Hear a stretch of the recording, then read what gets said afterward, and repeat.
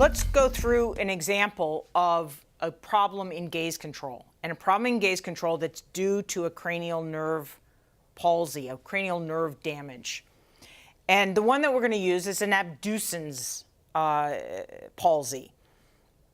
Why? Because as I said before, the horizontal eye movements are the easy ones to understand. And all of our examples are going to come from horizontal eye movements.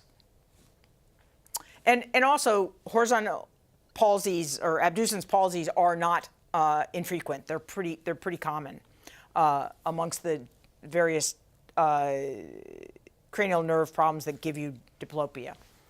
So let's just understand, if we turn our eyes, if I turn my eyes to fixate over to the left, and I'm looking at my finger, light from my finger is hitting my fovea on the right eye and my fovea on the left eye.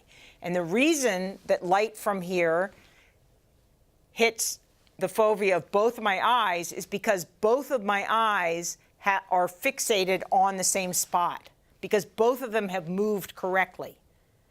Now let's imagine that one of my eyes, my right eye, adducts and looks at my finger, but my left eye, I can't imitate this because in fact you cannot pretend to have an abducens palsy. So my left eye doesn't, let's say it doesn't abduct, excuse me. Let's say that my left eye does not abduct. Well, it will be facing forward while my right eye is looking at my finger.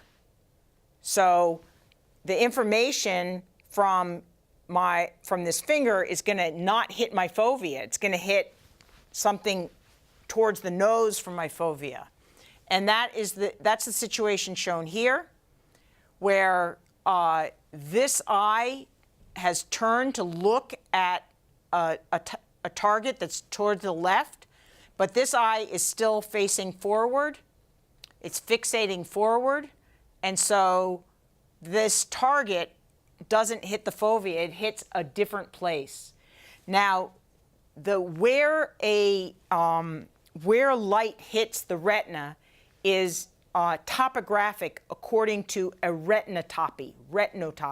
So the retinotopic address of this of an image has to be coherent between the two eyes.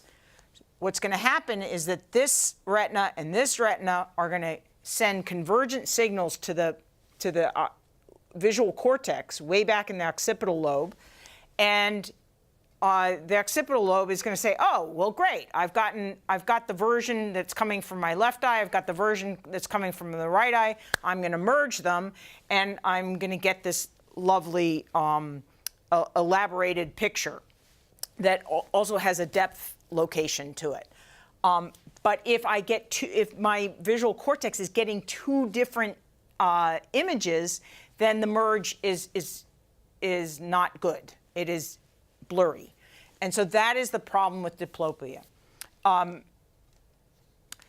So as I said before, this is the cardinal thing that one has to do. If a person complains of blurry vision, you have to figure out whether it is indeed a visual problem or whether it's a gaze control problem. And just to reiterate, if both eyes are open and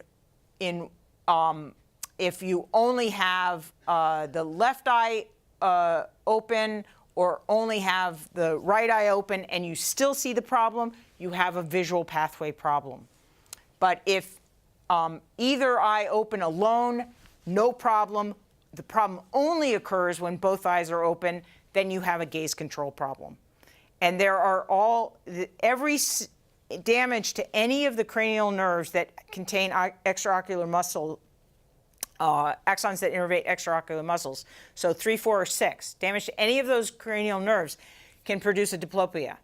Damage to any of those muscles can produce a diplopia. And damage to any of those nuclei can produce a diplopia. So there are myriad of ways to get a visual problem, a problem that will appear to be visual from a problem in gaze control. They're going to differ. If you have a problem in, say, as we looked at in abducens, you're going to have a horizontal diplopia. If you have a problem in, say, the superior oblique, you might have a vertical diplopia. So these are there are differences in the particulars of how it presents, but every single one of them is going to produce a diplopia.